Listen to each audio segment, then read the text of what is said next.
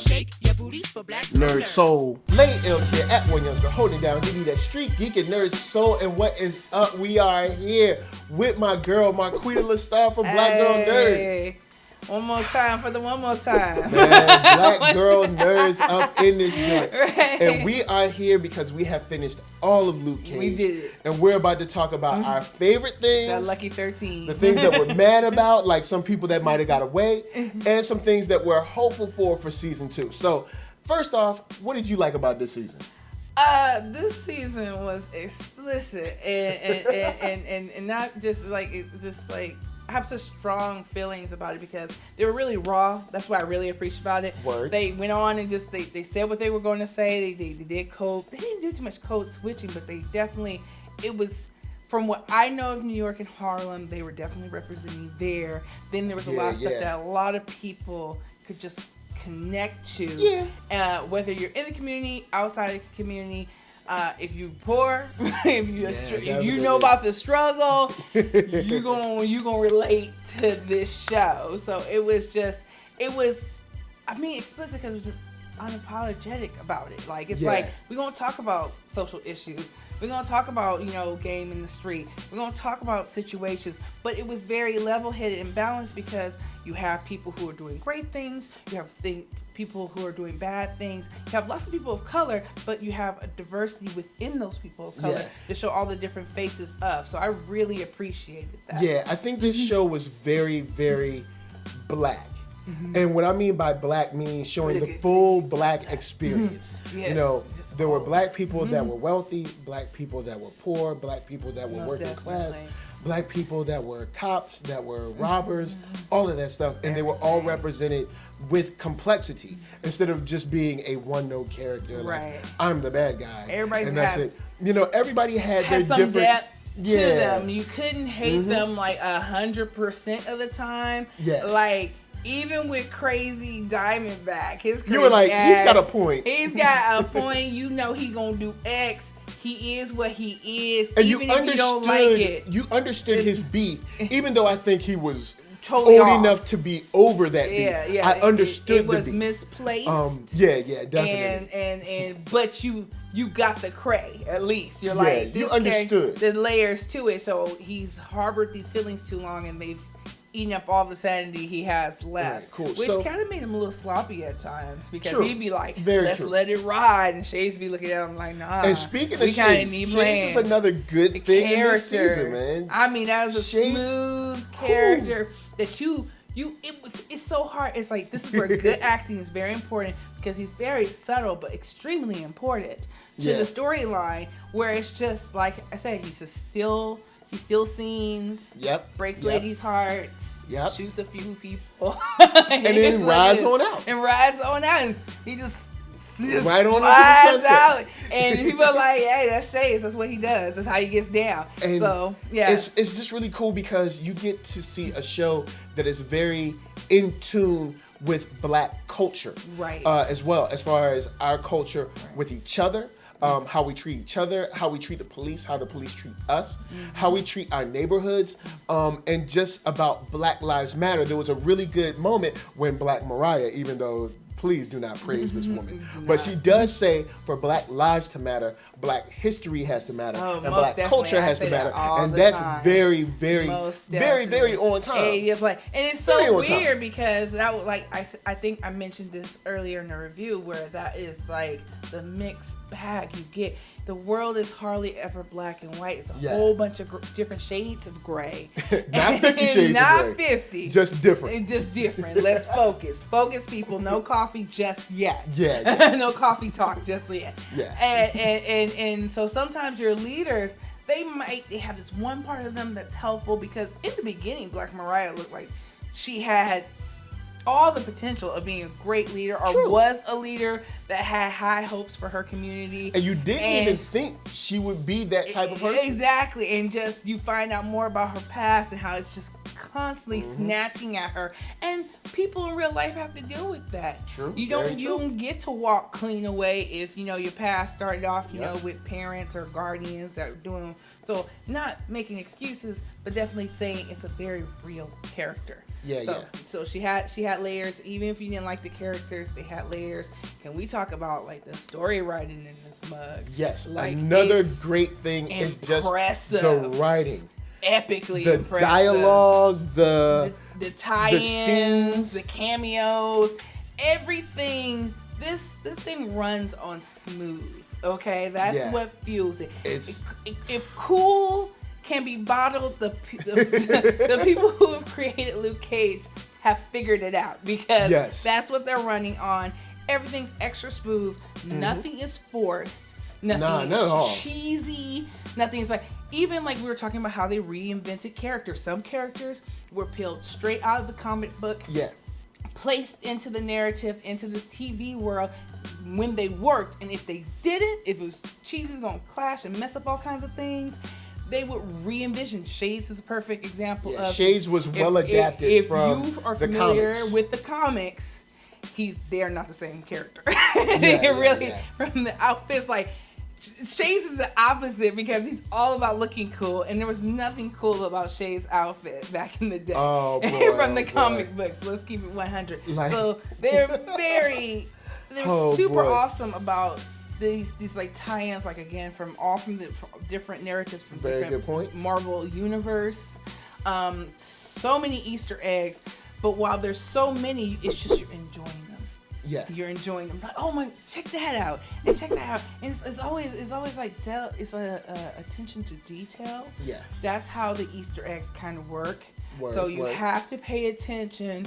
I know a lot of people are going to be live tweeting this, but hopefully you're watching this probably at the end of your live tweet. So you already ain't got it on. If you have live tweeted while watching Luke Cage for the first time, I recommend a second viewing.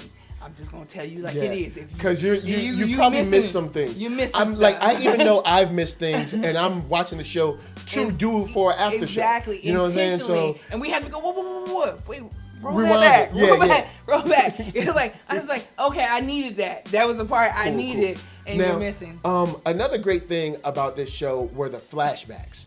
The flashbacks were not only well placed to give us a well-written and an even tone during our journey for 13 episodes. It also gave us flashbacks that matter. Right. You know what I'm saying? Like none of them were wasted, or why are we learning about this? Doing this flashback? Oh no, not another flashback. Good point. We about to learn today with this flashback. We learn about family. We learn about their loves, their hates, their struggles growing up. There was just so much that was tied up in these flashbacks, and then made so important for the character development to know the struggles and frustrations that they're going through now. Right. So it's a diversity of like using all kinds of literary devices. I mean, they had like a bag, and they used the entire bag, and they made some stuff up. How they were writing this. So you never see the same thing over and over again. You're not running. There's no routines. It's 13 episodes, but no routines where you can say, oh, well, so-and-so's going to do X, and then such and such is going to happen, and then this is how it all they definitely turn things around. Comes together. Because I didn't expect Cottonmouth to get killed the way he did. No, nobody I did not expect that. That was such a good turnabout. And so that is how all this operates. Like, you're not going to expect how things go or end, and even when it looks like it's safe, like say one thing worked out like you thought you did, like they even had you second guessing about stuff you did know, like when we thought like it was his brother and it wasn't his brother. We went back to like 3 different episodes whether or not they were brothers, and Luke Cage and Diamondback were brothers or not, just to find out yes, they're definitely brothers. They're definitely and brothers. then eventually get the backstory to it.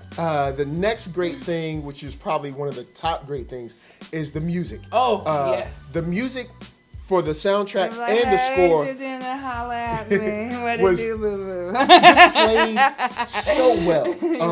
Big shouts to Raphael Sadiq and I believe Andre Young that did the score, and then just the selection of the songs for the soundtrack. We were just appreciate spot Method Man on. freestyle. Oh man, boy. Dedicated to Luke Just Cage. spot on music It all was throughout. so spot. And who showed up on the street when they were fighting? Fat Five Freddy. Yeah, Five. So Freddy. Yo Very MTV Harlem, Raps. very New York. They actually gave a shout out to Video Music Box back in the day. Yes, they did. Man, totally I was forgot like, oh about snap, that. Video Music Box. Right. So like, it was just wonderful attention to detail, and I think that goes into the story and the direction, everything Right, else. everything. Attention to detail, I'm trying to which is like, what makes this not only the remember blackest show, but a great black show. It's a and great show. it's a very great way to mix like the hip hop, a lot of elements of Shaft.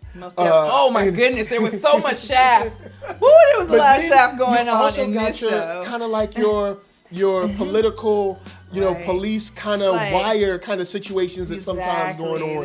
They definitely wanted to teach you something or, Yeah, or yeah. share something with you, Or at about least make a something. social commentary. Yeah, make some kind of Yeah, comment. yeah. Even if they're not necessarily getting into how you should feel about that moment, they're like, True. here it is.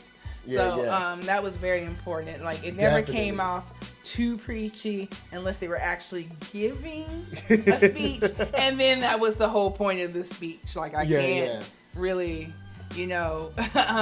but in characters that you love, you get mad with. We already talked about Misty, but Yeah. definitely Claire leaving like her apartment. Oh, like what you boy. gonna do for Luke? She Man. ends up, she didn't even start the chant. Aisha did. Yeah, She didn't even She start got the that Luke ring Cage. back. She got that ring back. Man, once he gave her that ring back, that was her world. She was done. And that's the good thing about Luke Cage is that he is literally a man of the people. Right. Where like you have Daredevil, who is kind of like this, I guess, tormentor of bad guys, or this guy, or this sort of kind of like Batman-ish He's character. also like well-to-do. Yeah, Well-to-do but then you guy. have Luke Cage, who is like this man of the people, and I think it really represented that well, where people of Harlem really decided Right. that this is our guy. dude. Like Yeah. when Method Man put him on and gave him that salute, Yep. and then I almost wish, okay, I'm gonna put this out to the ethos and be like, when it became like a fad to have hoodies with holes in them, I was like, that's us. Yo. That's us too. If Yep. that was going down on your block, you would cop that. The Yep. first time you saw somebody in that. And big shout out to Method Man because they drop a reference to the song PLO Style. Right. And I used to love PLO Style. Man, bring the ruckus, the mother ruck, man. Yo, Right. PLO Style, Buddha Monks from the Owl, dope. But the music was just amazing. It was man. dope. Now, let's talk about the characters that we hated, but that we love to hate. Oh man. I'm gonna start with Mr. Crazy, number one. Oh, that's a given. Like Diamondback, man. Diamondback is like this jokerish, crazy, black guy, I and you definitely hate made him. that. Like he is so goofy because what's fueling the unpredictability and his willingness, just like I'll do it. Yeah. And that Joker mentality is like he cray. He really is cray. Like he has allowed what the sins of his mother and Luke's father's sin to really eat him up and corrupt his mental ability. Definitely. And so he's not complete. He's not a logical, reasoning person anymore At all. And so when you take out the heads of multiple drug families and say, I'm going to kind of spare the guy with cartel connections because I don't think I can handle that kind of heat right now. Because I don't have any beef with them right now. They didn't make me mad. And he's mad because they invite him to the party that he probably didn't want to go to in the first place. Yeah. We're just like, is he for real right now? He done lost his mind. And stuff. So he's very jokerish, but not jokerish. He's not in a purple suit. He doesn't laugh maniacally. But he does do crazy. He actually wore some smooth stuff during he's well dressed. Dressed well. But he does give that kind of randomness. It's like, well, fuck it. We'll do it live. He has that feeling of where he gives no fucks. Speaking of dressing, Dapper Dan was in one of the episodes. Yeah, that was so great. I had to look that one up. I wasn't familiar, but I could Dapper tell Dan was in an episode. When that appeared, that it had something to do with New York, so I did look that up. I was like, they are really... They give so much love to New York. Just crazy, and the way they wrapped it up is just so amazing. Amazing, because you're satisfied. Yeah. But you can't wait till the second season because we're gonna Very have true. Misty Knight is going. She's on her way out because she's Yeah. already clearly demonstrated she's lost faith in the system. Yeah, and she started dressing the way she does in the comics. She her last appearance before the show ended in the 13th episode is looking straight out of the comics. Yeah. The only thing she doesn't have is the robotic arm. I was kind of wondering when she healed up. Yeah, I was wondering if she was going to do that, but I guess they decided just to not deal with that. Due to it being a TV budget, right? It might be a little harder, exactly, so maybe they decided just to leave that alone. And then you said you saw another character. There was a reference to Colleen Wing. There was what is it? Rosario Dawson's character takes a ticket from one of those flyers on the post, and it said like kung fu lessons or whatever from Colleen Wing. Oh, cool, and I was like, cool. oh snap! So Heroes for Hire could be coming. You know what I'm saying? And I mean, I guess we're in our speculation phase. But, So speculation for Diamondback will be back. Yes, he will be back as the bigger and badder, and more improved. Because the scientist that originally created Luke Cage has gotten a hold of his brother and his very weakened and messed up condition, and because if you remember back, I can't remember exactly what episode it was, when they are trying to fix and remove the shrapnel from his stomach and his shoulder. Oh yeah. He says he thinks it might be a genetic fluke, particularly to Lucas. Or Luke Cage, and so that probably is what makes him interested in his half brother, despite how crazy his brother is. He thinks he might be able to replicate it. Exactly.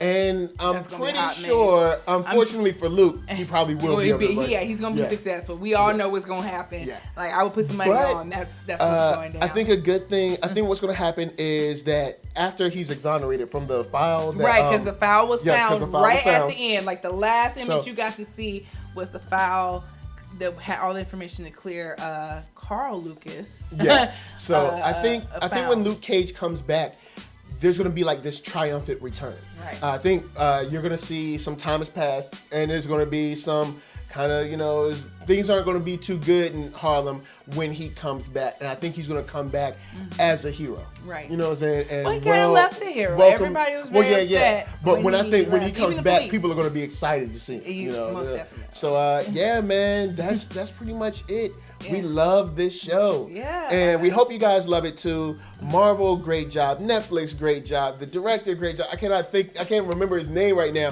but I've seen him in tons of interviews. The dude killed it. Mike Colter killed it. Rosario Dawson killed it. Can't think of her name. Misty Knight, you killed it.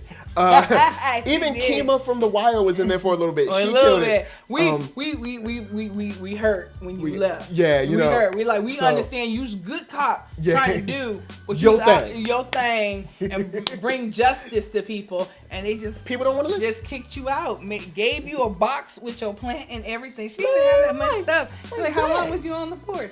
Nah, I'm kidding. But the cool thing is, like, this show is full of goodies and full of like just material to speculate on for the future. So since this is the episode to do it, jump down in the comments. Let's start talking about season 2.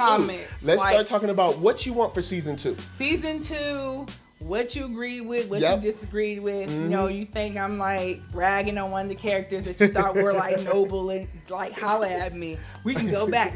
I'm at LaStar Got Next on Twitter. Holla. That's right. So I'm ready to go. Don't forget to holla at us at blackgirlnerds.com, and you can holla at me at thatnerdsoul.com. And never forget to like, comment, and subscribe to the video. Also, share it with your friends. Let's talk about Luke Cage. Let's continue to talk about Luke Cage because we need more and more. And I can't wait until Defenders and all that stuff. Everything comes out and stream it through the weekend. Black Girl Nerds is doing a live stream. I think it's already started. We're doing the first 4 episodes today, and then we're going to continue. I think it ends like 5. And then whatever level on Sunday. We're going to be streaming all through the weekend. So make sure you live tweet with us. And then check out the videos. The after show and review. And get back at us with your comments and thoughts on the show. Cool. So, of course, this is us to you until the next season. Oh, man, we can't talk about Luke Cage until then. Dang, that's the only problem with these binge things. It's like, you got to wait a minute. We'll talk about when we get some more news or something. But until then, much love. VA, what up? LA, what up? RVA, you got my heart. And Peace. Deuces. All right.